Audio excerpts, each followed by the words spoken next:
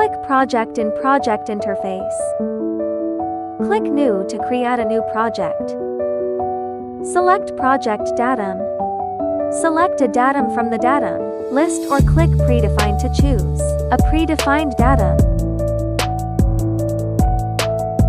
Select the country. If you cannot find the country you want in the list, return to Datum Store interface. Click User Defined to define your datum. Set the datum name.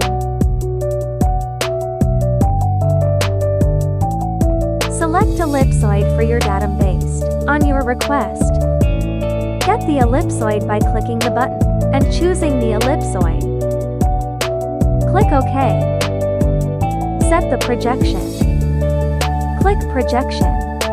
Select a projection based on your request. Get the central meridian by click the button or entering the central meridian directly.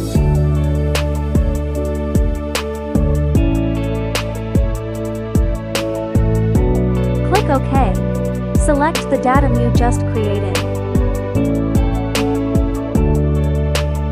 Click OK.